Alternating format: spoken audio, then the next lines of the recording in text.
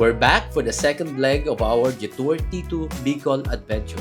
Today, we're driving deep into the IDM technology to see how it actually performs in the real world. Makikita nyo exactly kung gaano siya katipid sa fuel for your daily routine. Plus, sasamahan nyo kaming mag-ikot at mamasyal sa bayan ng Partido, Camarines Sur. Experience tech and the sights with the Jetour T2 Lightning IDM. Okay guys, so here's our Jetour T2 Lightning IDM. It's currently charging here sa garage. There you go. Green light. Andyan yung cable. All the way here. There's the portable charger. Extension cord. That's 10 meters. All the way dun sa my porch. Pakita ko yan sa inyo. Before we go there, let me show you that it's really working. That it's really charging. See? 14% now. And then it's charging. On the left, it says remaining charging time 11 hours and 5 minutes. So, medyo matagal, di ba? Sanay tayo sa mga 8 hours lang kay Panchita. Kasi 18.3 kilowatt hour lang yon ang battery nun. This one, the T2 is this one has a bigger battery. Kaya syempre, of course, mas matagal din ang pagcha-charge. Yung charging power niya is 1.6, 1.7. I think yung portable charger nito is capable of charging or providing power higher than that. But, nag-a-adapt yan sa mismong supply nung plug kung saan mo sinaksak. Nag-step down siya. So, I guess, yung sinaksakan kong plug dito sa bahay, yan lang ang kaya niyang i-produce. Kaya andyan 1.6, 1.7 lang siya. We'll see, siguro mamaya pag mga tulog na mga tao baka mag-improve yan, baka tumaas. But anyway, what is 11 hours? Wala naman kaming importanteng lakad tomorrow. Now let's continue. There's the cable. Ayan, papasok dun sa porch. There's my extension. Ayan, there you go. And then, andito yung ground natin. Okay? Nakakonect yan dito. Dito sa metal. Good morning guys. So, it's now oras na 6:28. So, wala pa tong 12 hours, no? 10 hours pa lang. Yung estimate kagabi, nung nag-charge tayo, sabi 12 hours. Kaya lang, mamamalengke kami. Kaya gagamitin namin sa sakyan. So, tingnan natin. It's been 10 hours. 75%. Mamamalengke muna kami and then charge ko na lang ulit mamaya. Good morning, good morning. Local lang. Pupunta kami sa palengke. Ayan. Si Tito Ted ang nagdadrive. Hindi muna kami magpapakita ng mga mukha, ha? Kasi bagong gising lang kami. Panay kamay lang muna ang tingnan nyo. Bancheto de San Jose. San Jose Partido. Ano to? Ito ang simbahan dito? No, the other side. Parang gym. Gym yan? Ba't mukhang simbahan? Tapos yung the other side yung... Ito pala ang simbahan. Uy, ganda. Parang ano, no? Naalala ko yung yung simbahan sa Naga, Cebu. And then we turn right here. So ito, going to the shore na to.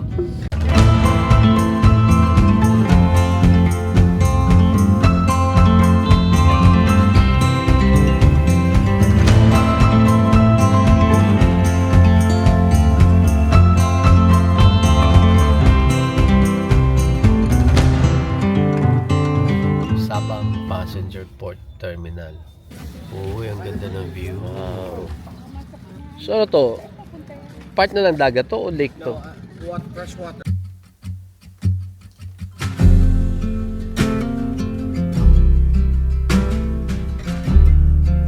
Sabang, or locally known as Sabang Partido, is a peaceful barrio in its mother town, San Jose in Camarines Sur. It is located in the stretch of San Jose town's fine sand coastlines with Lagunoy Gulf as its seas. It has an estimated population of 2,693 in 556 households. It is known as the center of commerce in the area, residing several main commercial points as resorts and hotels, grocery stores, fish dealers, and land and marine transport operators. Commercial sector serves the nearby barrios mainly, and fish produce reaches the greater Luzon area, particularly Metro Manila. As a coastal barrio, the main source of livelihood is fishing and port and marine transport labor, where most of the labor sector were concentrated in marine and land transport aid. Historical facts say that the place gained its reputation of being a gateway for commerce even in the ancient times. The barrio could have been present in the pre-colonization of Chinese, Spanish, Japanese, and American times. There are living proofs left to tell a story of how it was then. In the past and until now, the port of Sabang served marine transports from Presentacion, Caramoan, and even Catanduanes Island bound marine crafts. The language spoken in this barrio is the Bicol dialect, Tagalog, and English. A very small percentage knows about other foreign language such as Spanish, French, German, and Italian. Okay, nandito na kami ngayon sa Goa. Bibili lang kami ng fruits in preparation for the Christmas celebration tomorrow. Ito yung fruit section nila dito.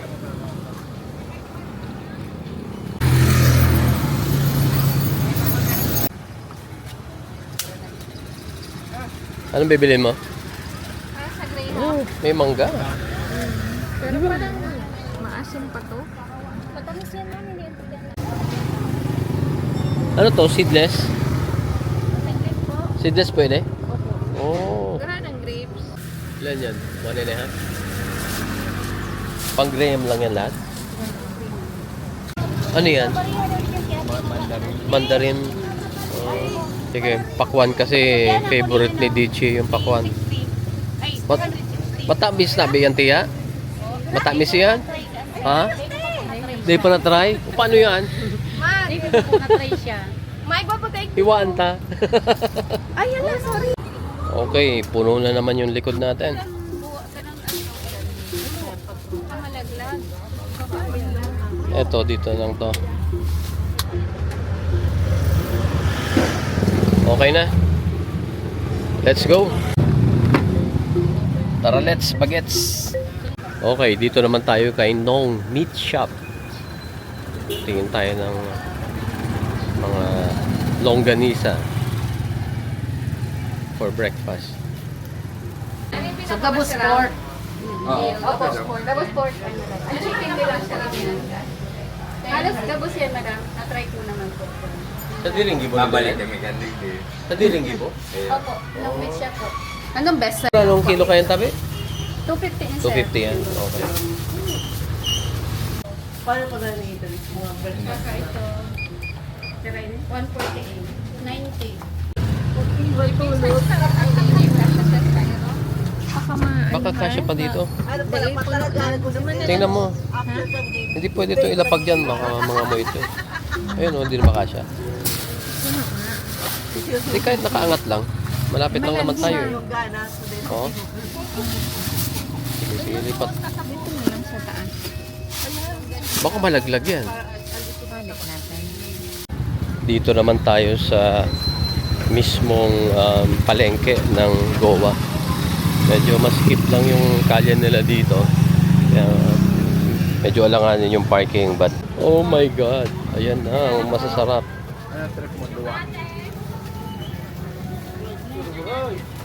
Ang favorite ni Lucas. Ano kapudkaan?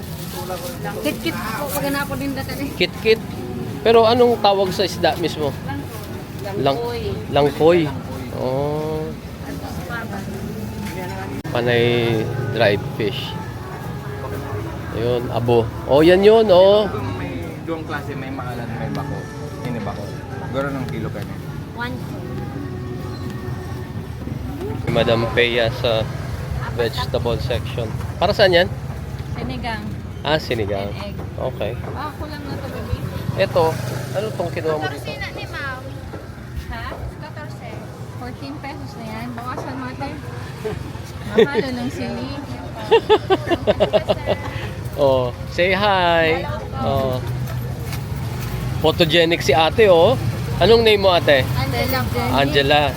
Telegenic. Ang pretty niya sa screen, no? Nako, baka sumikat ka, ha? 410 ba ang ganda, no? 410 po. 400 na lang daw. 400 na lang. Binarat mo na naman si ate. Hayaan mo naman kumita. Pare ka na naman tawad. Okay, so nandito na ulit kami sa bahay. So kanina umalis tayo ng 75% SOC. Ngayon nasa 52% na siya. So nag-consume kami ng mga 23% ng battery charge. So ito ngayon saksak ulit. 'Di ba? So wala kaming na-consume na gas. Full EV lang kami kanina the entire time na umikot kami dun sa Sabang, Goa, na Malengke, na Masyal. So, ayan, walang fuel consumption.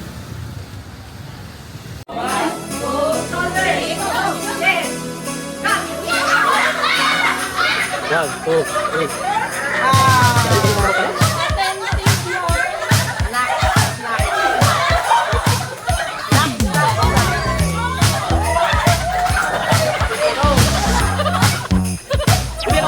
Can you show me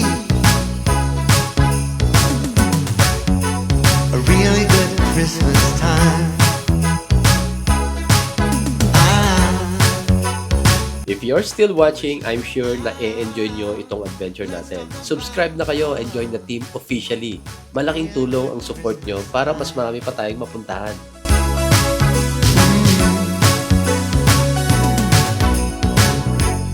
I don't mind the same old thing. It's what makes it feel right. Can you show me a really good Christmas? Sa next trip natin, dadali natin ang Jetour T2 Lightning IDM from Camarines Sur to Albay.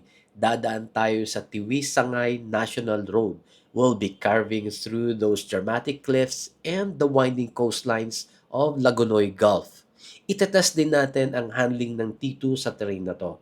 Trust me, hindi nyo gustong ma-miss ang views na to. Kaya subscribe na and stay tuned.